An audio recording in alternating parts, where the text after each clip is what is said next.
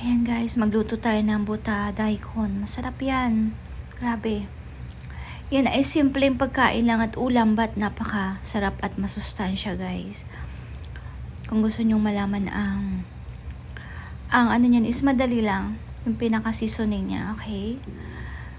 Napaka simple lang yan. Pero yan ay napakasarap.